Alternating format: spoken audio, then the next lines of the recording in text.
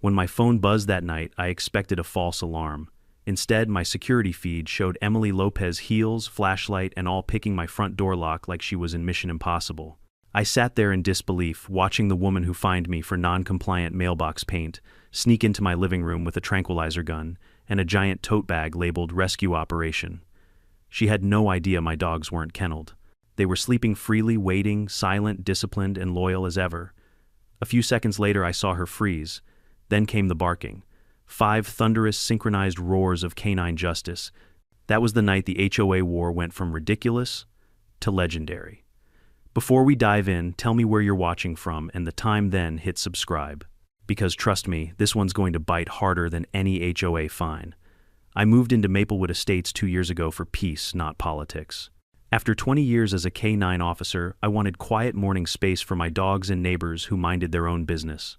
I bought a tidy brick house at the end of a cul-de-sac, built a sturdy fence, and turned the backyard into a haven for my retired partners, 5 German Shepherds, who'd served beside me through everything from drug busts to disaster rescues. Their names were Rex Atlas, Bear Nova, and Scout. They weren't pets, they were family. For 6 glorious months, life was exactly what I'd imagined.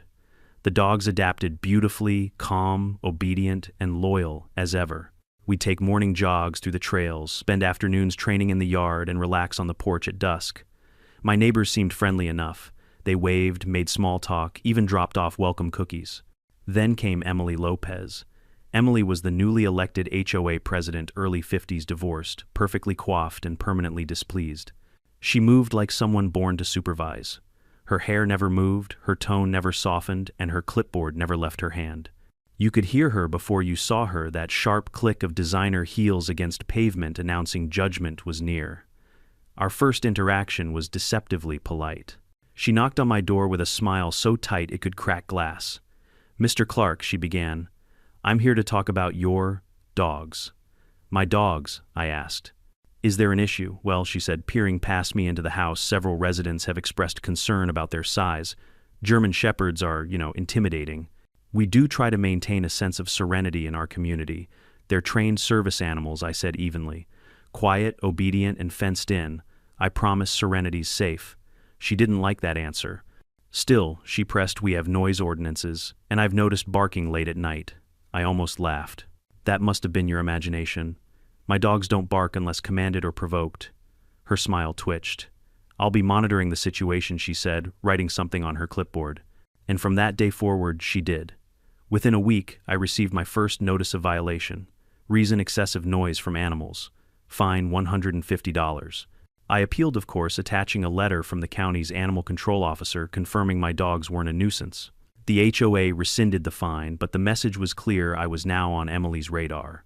The second notice came 2 weeks later, unapproved fencing color. Apparently my dark cedar fence wasn't community beige enough. The third grass length exceeding HOA limit. I measured it precisely 2 inches, the legal maximum. It didn't matter. She'd made it her mission to chip away at me one fine at a time. At first I tried ignoring her. You can't argue with someone addicted to authority. But ignoring her only fueled her obsession. Soon she was walking past my property daily, stopping to take photos of my yard and recording barking that didn't exist. My cameras caught her more than once, peeking over my fence, snapping pictures like some suburban paparazzi. One Saturday morning, as I was washing my truck, I caught her in the act. "Morning, Emily," I called, wiping my hands on a rag. Getting a good angle, she flinched, lowering her phone. "I'm documenting potential violations," she said stiffly. "Like what? The grass, the fence, or my patience?" She pursed her lips. "You don't need to be rude. I'm only trying to keep our community safe." Safe from what I asked. Clean yards and disciplined dogs, her nostrils flared. "Dangerous animals," she snapped. "Those dogs shouldn't be here. They're a public hazard." I took a slow step toward her. "You know what's funny, Emily? My dogs have better manners than most people I've met in this neighborhood, including the ones trespassing." Her face went crimson. She turned and marched off heels, stabbing the pavement. By the following week, I'd received another notice, this time accusing me of failure to comply with community tone and decorum. I didn't even know what that meant. I framed it and hung it in my office as a reminder of how absurd people can be when they crave control. Still, I wasn't about to roll over. I documented everything: photos, video footage, dates, times interactions. Old habits from law enforcement die hard. And something about Emily's behavior felt unstable. Not just bossy obsessed. She watched too closely, remembered too many details, and spoke with the conviction of someone who thought she owned the place. Then came the incident at the monthly HOA meeting. I attended out of curiosity, not compliance. The meeting was held in the community clubhouse, a place that smelled faintly of disinfectant and desperation. Emily stood at the front addressing a dozen neighbors about standards. Midway through, she brought up problem properties.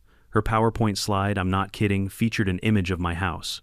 Some residents, she said, tapping the photo, believe they're exempt from the rules. Multiple barking complaints, unsightly fencing, and aggressive animals. This cannot continue. I raised my hand. Emily, you could have just said my name. Her smile was venomous. Matthew, you're welcome to speak briefly. Sure, I said, standing. Here's the thing. My dogs are service trained. They've saved lives. They're quiet, legal, and licensed. You're spreading false claims, and I'd appreciate it if you stopped lying to our neighbors. The room went silent. One neighbor coughed. Another whispered, Is he serious? Emily's face tightened. I'm not lying. I'm concerned. Well, your concern is trespassing, I said, and my cameras can prove it. Gasps, murmurs. Someone in the back muttered, She's been on his property, Emily sputtered. That's absurd. I was simply performing a visual inspection of my backyard, I asked. Behind a locked gate, her composure cracked. You'll regret this, she hissed under her breath. I smiled. I doubt it. From that moment on, things escalated fast. Animal control showed up twice more, both times, leaving embarrassed when they saw the dogs calmly sitting by command. Then came the HOA letters in triplicate the passive-aggressive notes left on my mailbox, the whispered gossip at community events. But the moment that told me this had gone too far was the day I found my back gate slightly ajar. I always lock it. Always. That night, I checked my footage. The camera by the fence had glitched for 15 minutes, frozen on static. And when it resumed, there was a faint shadow moving away down the alley. I replayed that clip a dozen times, my gut tightening with every second. Emily's habit of lurking had crossed into something darker. This wasn't about barking anymore. This was personal. I reinforced every lock, added motion sensors, and upgraded my cameras with night vision. I even put a small sign by the gate, Smile, you're on camera. The next morning, I caught Emily staring at it from across the street. Her lips moved, but I couldn't hear the words. That night, I poured myself a whiskey and watched my security feed like a man waiting for a storm. I didn't know it yet, but that storm would hit sooner and harder than I imagined.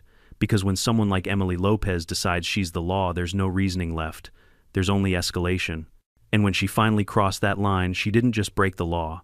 She broke into the wrong house. If you've ever lived under an HOA, you know the type. The clipboard commandos, the self-appointed rulers of suburbia. But Emily Lopez was in a league of her own. Most people enforce rules to keep order. She enforced them to feed her ego. And after I embarrassed her at that meeting, she made it her full-time mission to make my life miserable. It started with petty inconveniences. A note taped to my door, garbage bins must not be visible from the street. Another letter mailbox paint tone inconsistent with community standard. Then came the fines. Small ones at first, $50, $75, like little stabs meant to remind me who she thought was in charge. But the real trouble began when she turned the neighborhood against me. Emily began holding emergency HOA meetings focused solely on my property. She spread rumors that my dogs had attacked a delivery driver, that they were aggressive, even feral. I found out from a neighbor, Denise, who stopped me one afternoon while I was walking bare. You know, Matt, she said carefully, I've been hearing things. Let me guess, I sighed. That my dogs are secretly running a dogfighting ring in my basement. Denise looked almost apologetic. She said one of them bit a child last summer. I laughed so hard I nearly dropped Bear's leash. That's impressive considering I didn't even live here last summer. Denise blushed. I thought so. Just be careful. She's saying she wants to bring this up to county safety. That night I logged into the community Facebook group. Sure enough, there it was a post by Emily dripping with faux concern. Neighbors, I regret to inform you that multiple residents have expressed fear regarding a certain resident's dogs. While I appreciate the service background of these animals, we cannot allow dangerous behavior in our community. Please remain vigilant and report any suspicious barking. Suspicious barking? I stared at the phrase, half furious, half amused. I typed my reply slowly, each word deliberate. As the owner of those dangerous dogs, all retired law enforcement K9S, I invite anyone with concerns to review their training certifications or speak with the county animal control officer. He's been here twice. They passed every test. Maybe focus on actual problems instead of imaginary ones. The post disappeared within an hour. The next morning, another notice arrived. Unauthorized online conduct detrimental to HOA unity. I framed that one too. The following week, I caught her again. I just returned from a supply run carrying bags of dog food when I saw movement by my fence. Emily was standing there, camera phone raised, snapping photos like she was on safari. I set the bags down and walked over. Need something. She didn't even flinch. Documenting violations, she said crisply. Violations of what? Oxygen usage, she frowned. Your fence is 2 inches higher than regulation. It obstructs the aesthetic uniformity of the neighborhood. It also keeps people from trespassing, I said pointedly. Don't be smart with me, Mr. Clark. I'm just doing my duty. Funny, I said. I thought your duty was managing the HOA, not stalking my property like a burglar. She turned on her heel and stormed off. But this time I noticed something new. She wasn't just angry. She was unraveling. Over the next month, her behavior grew erratic. She started driving past my house several times a day, slowing down to take notes. My cameras caught her photographing my mailbox, my lawn, even my truck. One morning I found a fresh set of muddy footprints near my backyard gate, size 7 women's shoe. My gut told me it was her. I tightened the locks again. Then came a visit from animal control. The officer, a young guy named Morales, looked uncomfortable as he stepped onto my porch. Mr. Clark, he said, we received a report of possible neglect or abuse of animals at this address. I sighed. Let me guess, from Emily Lopez. He nodded sheepishly. I'm required to check. No problem, I said. Come on in. You'll meet the happiest, healthiest dogs in the county. Within 10 minutes, Morales was laughing on my living room floor while Nova rolled over for belly rubs. I've seen hundreds of dogs, he said. Yours are the most disciplined I've met. Whoever called this in either hates dogs or hates you. Both, I said. Mostly the latter. He filed a clean report and left. But I could feel the pressure building. That same afternoon, I was on my porch repairing a latch when Emily's husband Frank approached. I'd met him once or twice, quiet man, decent, clearly worn down by life with her. Mr. Clark, he began awkwardly. I wanted to apologize. My wife's been not herself lately. She's under a lot of stress. Stress doesn't explain trespassing, I said. He sighed. I know. I've tried talking to her. She's convinced you're a threat to the neighborhood. Says you're hiding something. I'm hiding peace and quiet, I muttered. Frank nodded sadly. Just watch yourself. She's not rational anymore. I wish I'd taken that warning more seriously. A few nights later, my cameras picked her up again, 11:47 p.m. She was standing across the street, staring at my house, not moving, just watching. Her phone screen glowed faintly in her hand. Then she walked away. I downloaded the footage, time-stamped it, and added it to my growing folder labeled Evidence, Lopez. 2 days after that, a certified letter arrived. The HOA emblem was embossed in gold across the top. Notice of final warning, Mr. Clark, pursuant to community safety and noise regulations, you are hereby ordered to remove all canines from your property within 30 days or face escalating fines and potential legal action. At the bottom, Emily's signature, sharp, deliberate, angry. I read it twice, then smiled. 30 days, huh? We'll see. That night, I opened a bottle of bourbon and sat in my office surrounded by years of commendations and canine photos. My dogs rested quietly at my feet, loyal and steady as ever. They didn't know a war was brewing, but I did. Emily Lopez wasn't just enforcing rules anymore. She was obsessed with control, with punishment, with me. She wasn't going to stop until she broke something: my patience, my peace, or my door. And I was beginning to realize she might just try all three. The next morning, I found something wedged between my fence boards, a small strip of raw meat. I froze. Rex sniffed it but didn't touch it. I scooped it up with gloves and sealed it in a plastic bag. At the vet's lab, the results were quick and sickening: traces of tranquilizers. Enough to sedate a 100-pound dog. My stomach dropped. It was official. She'd crossed the line from harassment to attempted harm. I handed the report to a police officer I knew from my old department. You can't prove it was her, he said carefully, unless you have footage of her throwing it. I'll get it, I promised. That night I upgraded my security system again. Motion lights, silent alarms, interior cameras. Every entry point was covered. And for the first time in years, I locked the dogs inside for the night. They didn't like it restless pacing, but something in my gut told me I'd made the right call. Emily's obsession had reached its peak. The rumors, the trespassing, the poison, it all pointed to one thing: she wasn't just angry. She was planning something. When I caught her on camera a few days later, sitting in her car across the street at midnight, jotting notes in a little black notebook, I realized the truth. She wasn't watching my house anymore. She was studying it. By the time September rolled around, Emily Lopez had completely lost touch with reality. What started as an obsession over my dogs had twisted into something darker, an unstable need to destroy me no matter the cost. The neighbors whispered about her erratic behavior, her shouting matches with her husband, and the way she'd been driving through the neighborhood at night, jotting notes in that cursed clipboard. I tried to focus on normal life, but the tension was constant. Every time a branch snapped outside or my dogs growled at the window, I felt that flicker of adrenaline from my police days. The kind that tells you danger isn't coming, it's already here. Then one morning I walked into the backyard and froze. Near the fence line beneath the maple tree lay 3 small pieces of raw meat, each about the size of a baseball. The dogs hadn't touched them.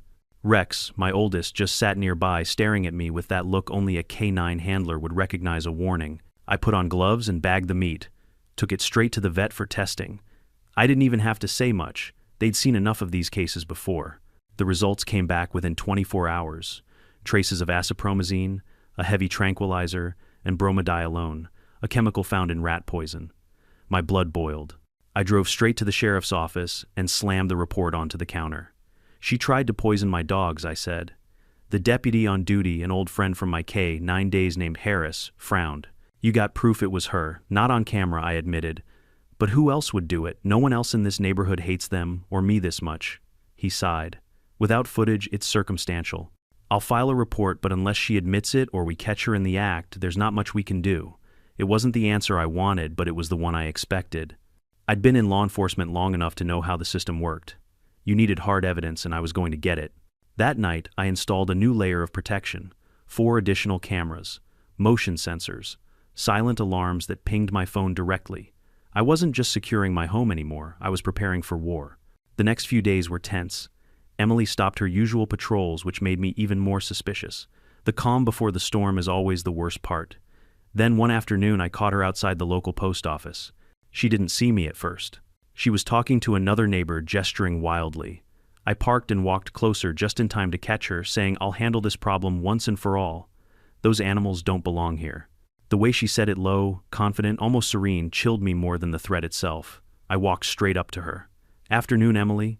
Planning another HOA inspection?" She froze, eyes wide, but only for a second. "Mr. Clark," she said, voice sugary sweet. "Always a pleasure." "Funny," I said. "You're the only person I know who can say that while plotting a felony." Her expression hardened. "Excuse me, don't play dumb. You threw poisoned meat into my yard. My dogs could have died." She smirked. "Prove it." That was all she said before turning and walking away. Her heels clicked against the pavement like gunfire. That night I couldn't sleep. Every creak of the floorboards made me check the cameras again. I'd spent 20 years training dogs to protect others, but this was different. This was personal.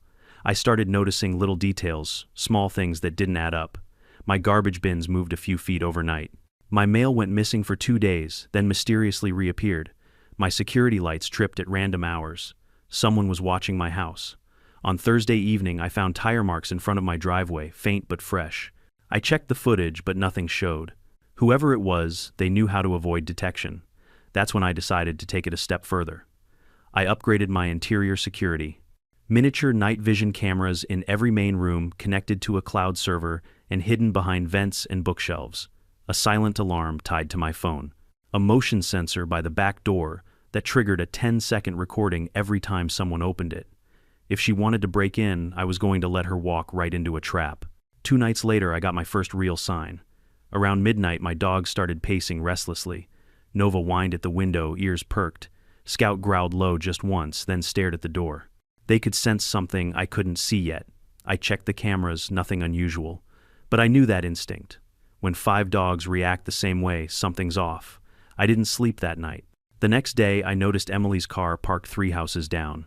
She was sitting inside staring at my property, pretending to scroll on her phone. When I stepped onto the porch, she drove off. By now, even the neighbors had started to turn. People whispered. A few brave ones stopped by to quietly apologize. "We thought she was just strict," one woman said. "But she's gone too far. Everyone's scared of her." It was strange being the one people feared because of rumors, then becoming the one they looked to for reassurance. That evening, I took one last precaution. I decided the dogs would stay inside for the night. Usually they slept in the kennels out back, but something in my gut screamed not to risk it. I gave them their usual routine feeding, walk training cues, and locked up the house. Before going to bed, I checked every camera angle twice. Everything was quiet. Too quiet. I remember lying there staring at the ceiling, thinking about how far this had gone. A homeowners association wasn't supposed to feel like a battlefield, but with Emily Lopez, logic didn't apply. This wasn't about rules anymore, it was about control, pride, and power. She'd lost the ability to separate her title from her identity. I'd seen that kind of mindset before in criminals who couldn't let go of authority. They always pushed until something or someone pushed back. And I was done being polite. I didn't know it yet, but that decision to let my dog sleep inside would change everything, because in just over 24 hours, Emily Lopez would make her move. She would cross the line that separates petty tyranny from outright crime. And when she did, she wouldn't just find a locked door, she'd find 5 professional guardians waiting on the other side. The night before it happened, the air felt heavy electric, like the world was holding its breath. I checked my cameras again before bed. Everything looked normal. No movement, no lights, no signs of life outside. But as I turned off the lamp, Nova lifted her head and stared toward the hallway, ears twitching. Bear growled softly, the kind of growl that comes from instinct, not irritation. I knelt beside them, scratching their necks. "Easy," I whispered. "We've got this." They relaxed, lying back down, but their eyes stayed open, watching, waiting. So did I. When I finally drifted off, it was sometime after midnight. The house was silent. The dogs were scattered around, guarding their zones, just as they'd been trained. I didn't know that within the next few hours, my cameras would record something that would go viral across the country, a high-definition lesson in why you never ever break into a canine handler's home. Because at 2:17 a.m., Emily Lopez would pick the lock on my front door. And she'd learn the hard way that some boundaries aren't meant to be tested. 217 amperes. That's the exact time the first motion alert hit my phone. I'll never forget it. The vibration jolted me awake, followed by the faint ping that meant one of the exterior sensors had been tripped. I sat up, heart already hammering, as the live feed loaded on my screen. At first, the image was grainy, the front porch still and quiet, bathed in pale moonlight. Then a figure stepped into frame. Emily Lopez. She wore dark clothing, black leggings, a gray hoodie, sneakers, a ridiculous outfit for someone who normally dressed like she was attending a city council gala. Her hair was tied back tightly, her face tense and determined. In her left hand, a flashlight. In her right, a set of lock-picking tools. My stomach turned. "She's actually doing it," I whispered. The dogs were already awake. Rex lifted his head first, then Nova, then the rest followed, each one moving in eerie synchronization. They didn't bark, not yet. Just waited, muscles coiled. They could feel my tension, my heartbeat, the shift in the air. I turned the volume up on the feed. I could hear her muttering to herself. "Almost got it. Come on." A faint click, then the soft creak of my front door opening. I froze. My hand hovered over the silent alarm on my phone. I'd already trained my dogs for this kind of scenario hold position until commanded. I wanted the police to see everything. She slipped inside, moving carefully, flashlight beam cutting across the living room. Her movements were awkward but practiced. She'd clearly done this before. That realization made my skin crawl. In the footage, she closed the door quietly behind her and glanced around. Then she reached into her bag and pulled out something metallic, a small tranquilizer gun, the kind used for animal control. "You've got to be kidding me," I muttered. I tapped my phone, dialing 911. The operator's calm voice answered immediately. 911. "What's your emergency?" "This is Matthew Clark, 1123 Maplewood," I said, keeping my voice steady. "The HOA president just broke into my house. I have her on live security feed. She's armed with a tranquilizer gun. Officers are on their way," the operator said. "Are you safe right now?" "Safer than she is," I replied, glancing down at my 5 silent soldiers. Emily crept deeper into the living room, whispering to herself. "It's okay, babies. You're safe now. I'm here to get you out." She honestly believed she was saving them. I watched her step toward the kitchen where I kept the dogs' kennels, though they hadn't slept in them in months. Her flashlight scanned the floor, glinting off the food bowls. She smiled, whispering, "Good, you're here." Then she reached for the door handle leading to the hallway, the one that opened toward the bedrooms. That's when Rex moved. A low growl rolled through the house, deep and resonant like thunder crawling across the floorboards. Emily froze. Her flashlight trembled in her hand. "Who's there?" she whispered. Another growl, this time from the other side, Bear moving into position. The camera in the hallway caught it all, 5 shadows emerging from the dark ears, forward eyes glowing faintly in the beam of her light. The way they fanned out around her was pure instinct, the same formation they'd used during search and rescue drills surrounding a target while maintaining a perimeter. Emily stumbled backward, her back hitting the wall. "Easy. Easy, puppies." The dogs didn't move closer, but they didn't back off either. Their posture said everything, one wrong move, and you'll regret it. She tried to steady herself, raising a hand. "It's okay. I'm just—" Her sentence cut off when Nova barked one loud commanding bark that echoed through the entire house. Emily screamed, dropping her flashlight. The tranquilizer gun clattered to the floor. The remaining dogs joined in, barking in unison, not attacking, not lunging, just asserting dominance. The kind of bark that shakes walls and bones alike. I watched the chaos unfold from the camera feed, heart pounding but mind calm. Years of training kicked in. I grabbed my badge from my nightstand, an old habit, and slipped it into my pocket. Then I headed downstairs. The sight that met me was something out of a twisted comedy sketch. Emily Lopez, self-proclaimed ruler of Maplewood Estates, was pressed against my living room wall, trembling, surrounded by 5 K9s, who looked more like professional bodyguards than pets. Her flashlight rolled across the floor, illuminating the scene in flickering bursts. "Mr. Clark," she gasped when she saw me. "Call them off. They're going to kill me. They're trained, not killers," I said, my voice even. "Unlike you, they know the difference between trespassing and protection." I heard screaming," she stammered. I thought, "Try again." "I came to check on the animals," she said, voice cracking. "I got reports you were abusing them." I cut her off. At 2 in the morning, with a tranquilizer gun and a lockpick set, her face twisted. I didn't," I gestured toward her fallen bag. "Open it." She hesitated. "No." I whistled once, a sharp high note. The dogs straightened, forming a semicircle, eyes locked on her. Her hands shook as she crouched down and unzipped the bag.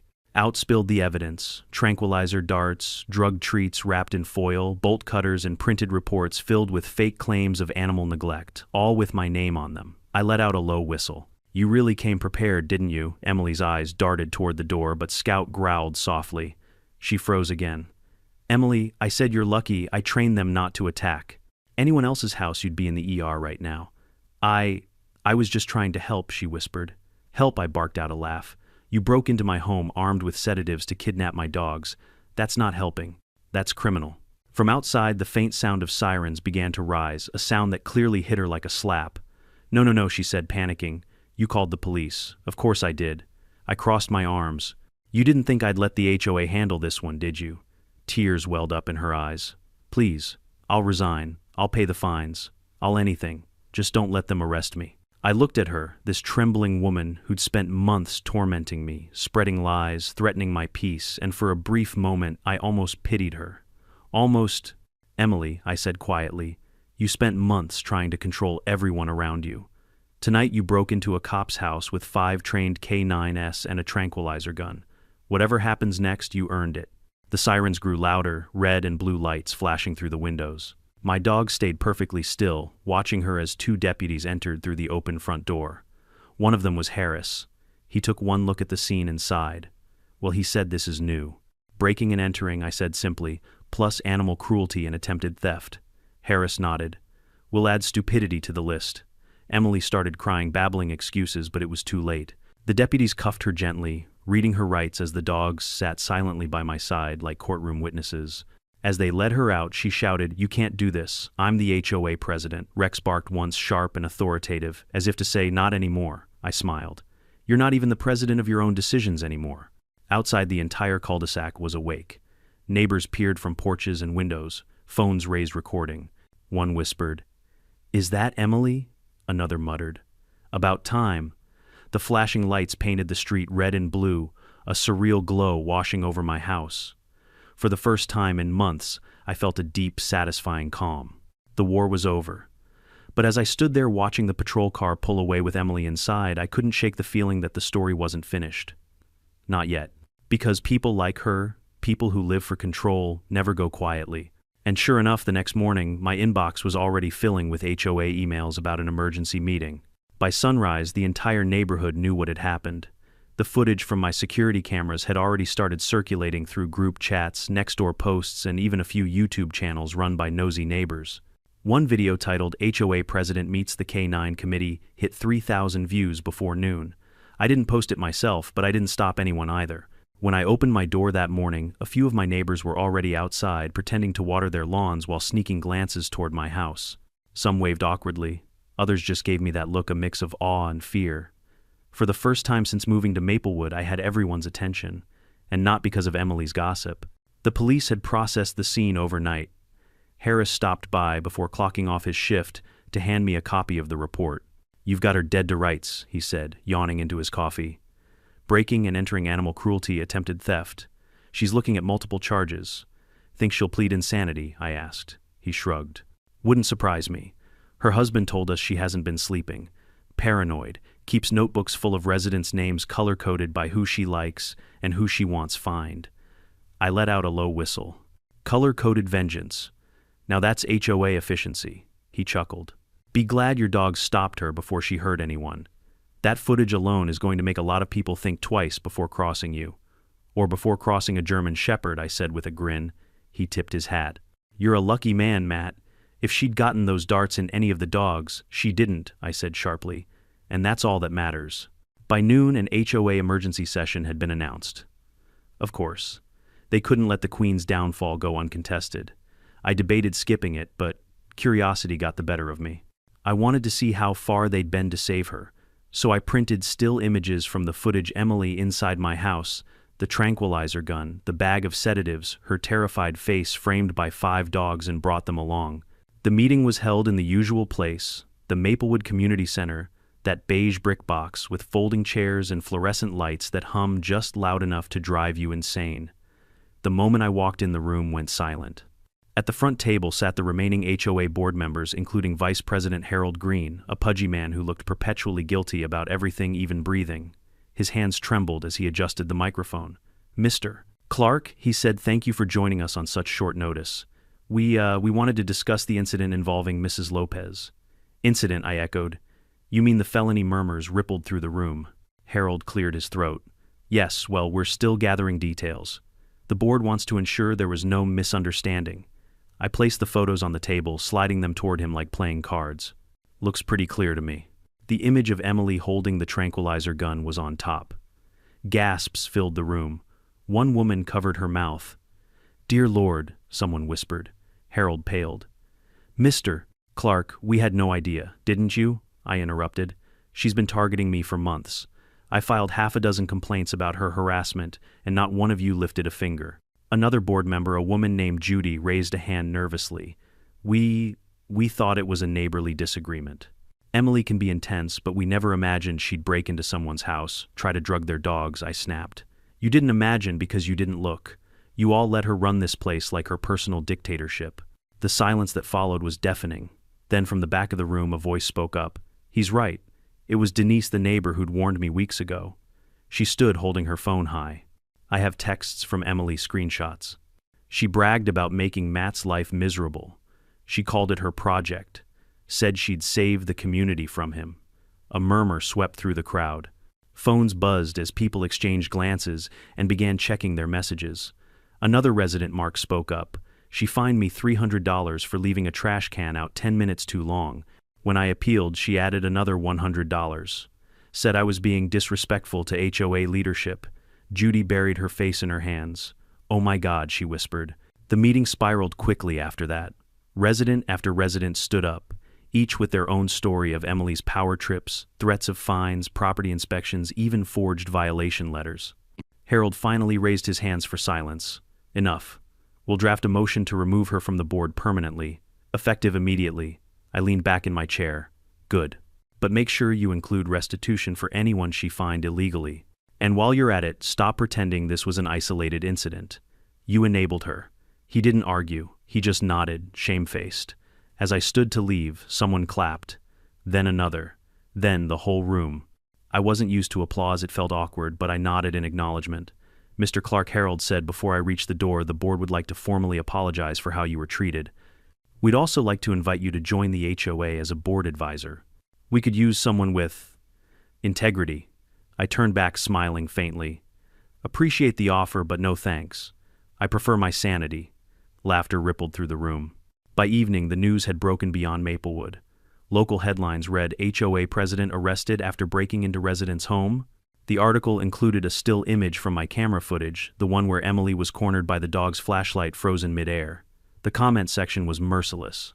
Finally, karma for an HOA Karen. Give those dogs medals. You can't enforce bylaws if you're behind bars.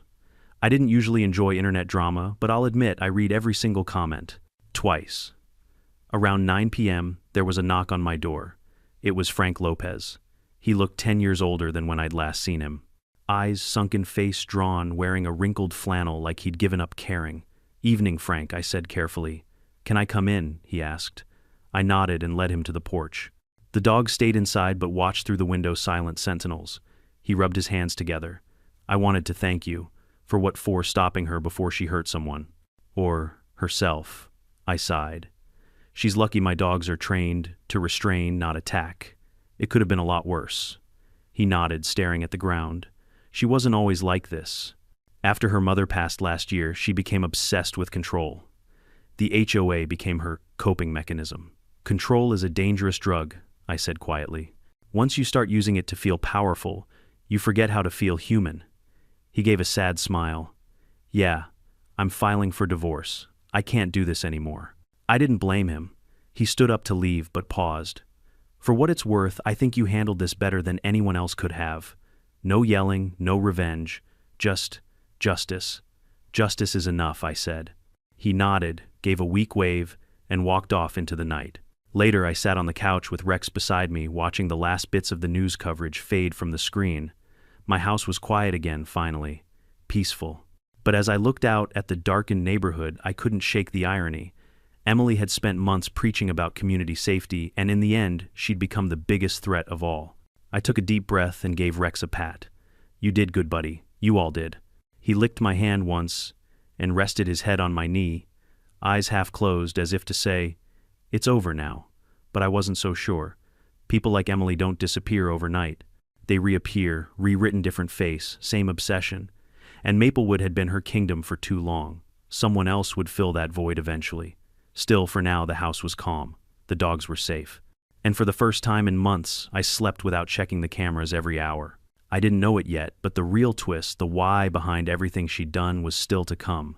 And it would be darker than I could have imagined. Emily Lopez was out of my life or so, I thought. But justice has a funny way of unraveling slowly, like a tangled leash that keeps revealing new knots the more you pull. A week after her arrest, Detective Harris called me into the station. He'd been assigned to follow up on the investigation, and the moment I saw his expression, I knew it wasn't just about trespassing anymore. Matt, he said, waving me into his office, we found something in her house. Let me guess, a wall of HOA trophies, I joked, taking a seat. He didn't smile. Close, but worse. He slid a manila folder across the desk. Inside were photos, dozens of them. My house, my backyard. The dogs. Zoomed-in shots from angles that made my stomach twist. She'd been taking pictures for months, cataloging everything like evidence in some warped investigation. She kept files on half the neighborhood, Harris said. Every homeowner she's ever fined, every complaint filed against her. Color-coded folders.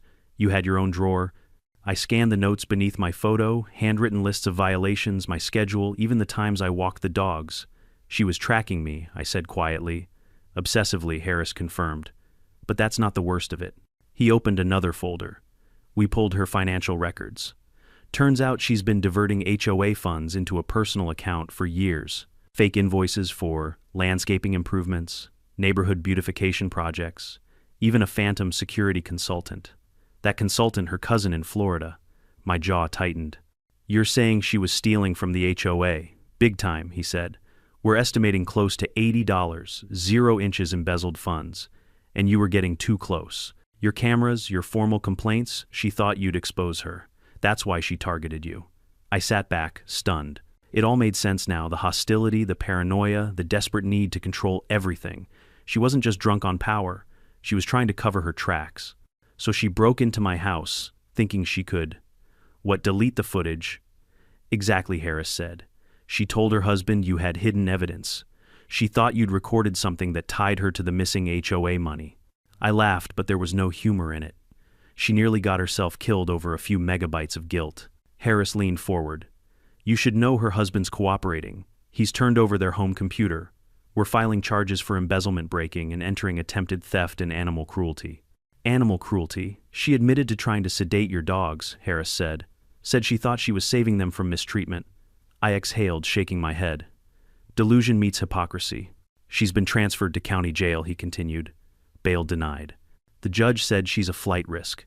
For the first time in months, I felt something close to relief. Not triumph, just the quiet satisfaction that comes when the truth finally drags itself into daylight. By the next morning, Maplewood Estates was in full meltdown. Word spread fast. Neighbors gathered in clusters, swapping stories and shaking their heads. I couldn't walk the dogs without someone stopping me to apologize or congratulate me for ending the tyranny. One older man, Mr.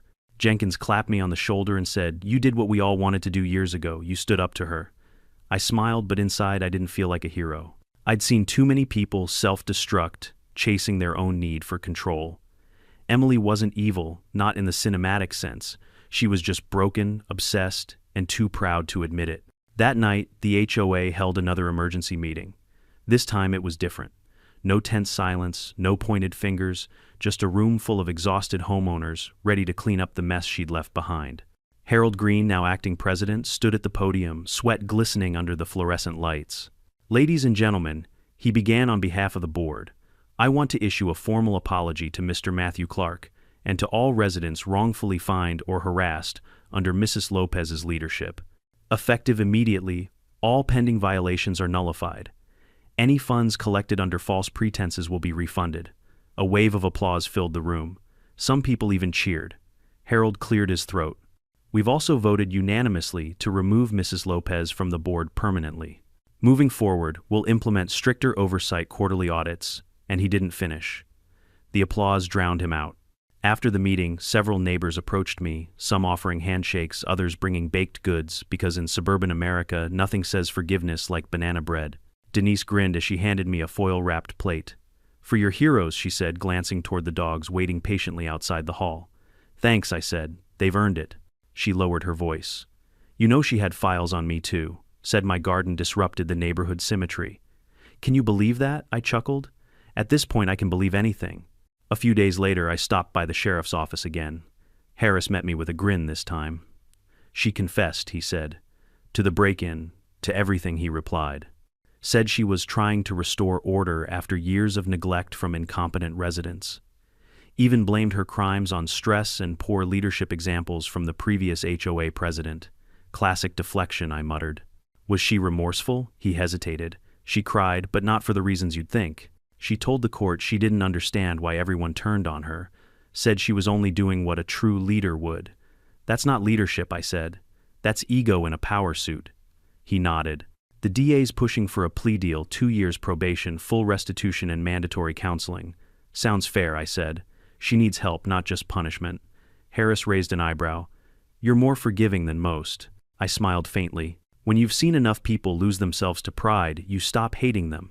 You just hope they figure it out before it's too late. The following week, the restitution checks arrived. Most homeowners used theirs to repaint fences or fix lawns, little acts of reclaiming peace. The HOA even voted to install new security cameras around the neighborhood funded by recovered assets from Emily's case. Irony, I thought. The woman who hated surveillance had paid for it with her crimes. Life slowly returned to normal. Kids played outside again. Neighbors waved without suspicion. And my dogs, my loyal patient dogs, finally relaxed. They didn't watch the windows at night anymore. They just slept snoring softly at my feet.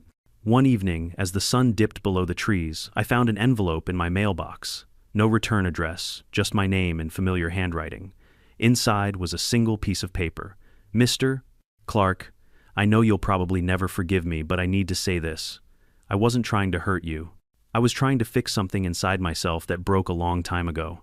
After my mother died, I lost control of everything. The HOA was the only thing that made sense. I convinced myself I was helping people when really I was just punishing them for my own pain. Your dogs didn't attack me that night. They protected you. And maybe in a twisted way they protected me too from doing something even worse. I'm sorry. Truly. Emily Lopez. I read it twice, then folded it carefully and set it on the counter. Forgiveness didn't come easily, but the thing about closure is that sometimes it doesn't arrive with a bang. It comes quietly in the form of an apology you never expected. 2 weeks later, I ran into Frank Lopez outside the post office. He looked lighter, freer, like a man who'd finally stepped out of a long shadow. "Divorce final?" I asked. He nodded. "Last week? She's in counseling now. Says she's trying to make amends." "That's good," I said. "She needed a wake-up call." He smiled faintly. "You gave it to her. Not with anger, with consequences." "There's a difference." I shrugged. "Sometimes consequences are the best teachers." He chuckled. "Maybe. But between you and me, I think those dogs did most of the teaching." We both laughed, shaking hands before parting ways. As I drove home, the sun poured through the windshield, warm and golden. Maplewood felt different now, lighter, calmer. For the first time in a long while, the only sounds were birds' laughter and the steady rhythm of paws trotting beside me. Justice had been served, the truth revealed, and peace restored. But as any canine officer knows, you never drop your guard completely, because there's always another storm brewing somewhere just beyond the fence line. Still that night, as I sat on the porch watching my 5 dogs doze in the fading light, I allowed myself one rare simple thought. Maybe, just maybe this time, the neighborhood had finally learned its lesson.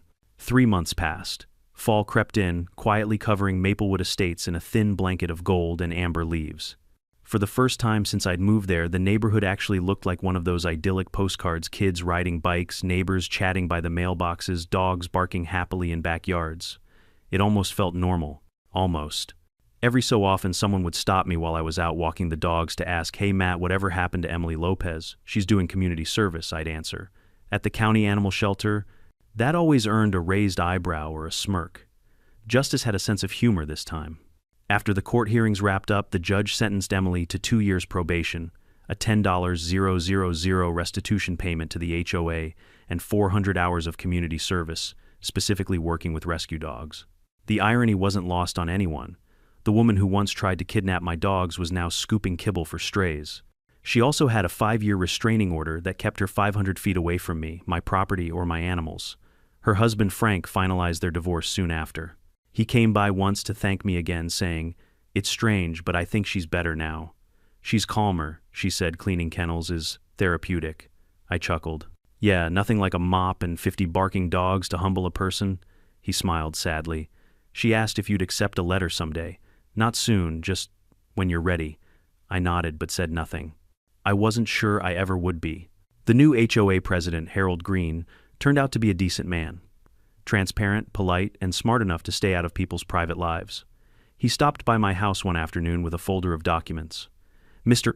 Clark," he began nervously, "we'd like to offer you a position on the new board, maybe even chair the Community Safety Committee." I laughed outright. "After everything that's happened, Harold, the only committee I want to chair is the Leave Me Alone committee." He grinned sheepishly. Can't blame me for trying. To his credit, things genuinely improved. The HOA's new policies focused on accountability, open votes, quarterly audits, resident feedback sessions. For once, Maplewood didn't feel like a dictatorship. It felt like a community again. Still, Emily's shadow lingered.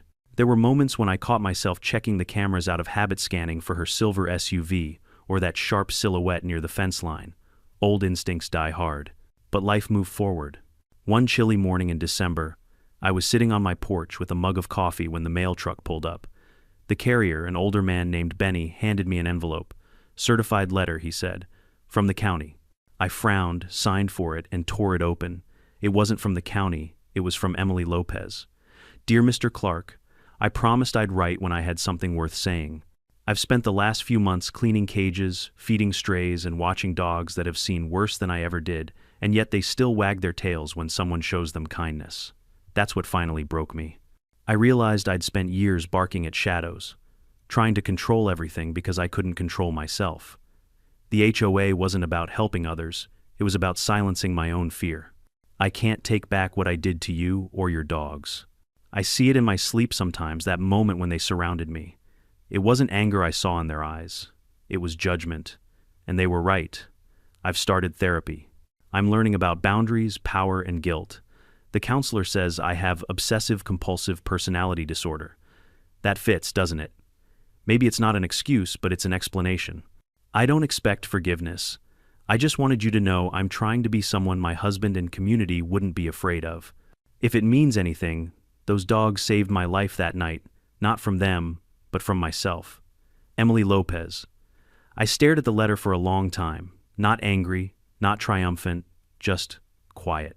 For months I'd built her up in my mind as a monster, an enemy, but reading her words I realized she was something else entirely, a human being who'd lost her compass.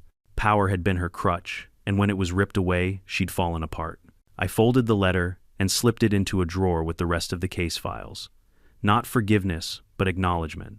Sometimes that's enough. Life at Maplewood returned to a steady rhythm. The dogs thrived. Rex, the old veteran, finally got the retirement he deserved. No more patrols, no more stress, just sunny naps on the porch.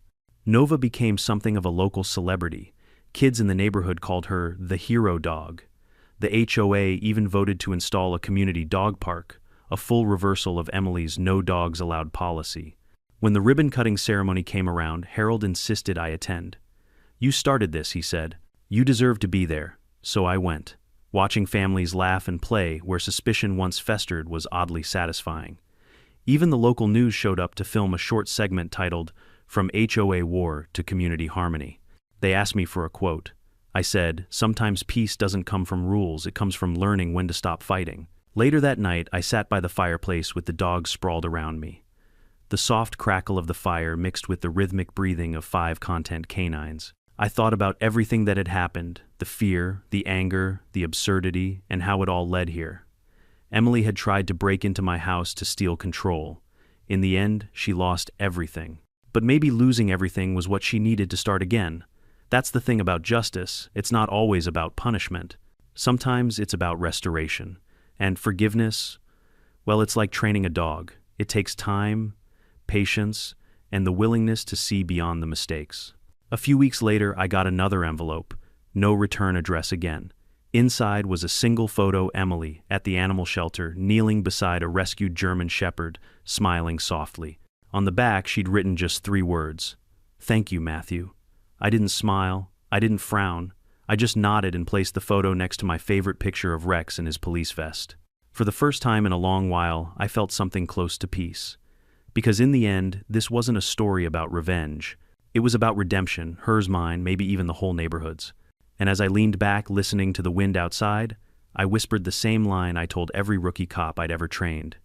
Sometimes the hardest battles aren't fought in streets or courtrooms, they're fought in our own hearts. The dogs stirred one by one, and Nova rested her head on my knee, sighing softly. "Yeah," I said, patting her fur. "You girls did good." Outside, the streetlights glowed over a quiet, peaceful Maplewood, the kind of peace that doesn't come from rules or fines but from lessons learned the hard way. In the end, this story wasn't about dogs, fences, or HOA drama. It was about control, and what happens when fear disguises itself as authority. Emily Lopez wanted power because it made her feel safe. But true safety doesn't come from control. It comes from trust, compassion, and accountability. We all know someone like her, the neighbor, the boss, the relative, who can't stop micromanaging everyone's life. But sometimes those people aren't villains. They're just broken in ways we don't see. That doesn't mean you excuse what they do. You stand your ground. You protect what's yours. But when the dust settles, maybe you leave just enough space for them to change. Because real justice isn't about revenge. It's about stopping the cycle of harm. And sometimes the best guardians aren't wearing badges. They're wagging their tails. If you've ever stood your ground against a bully, HOA or otherwise, share your story in the comments. And if you believe in standing up for what's right, don't forget to subscribe for more HOA tales of karma, courage, and canine justice.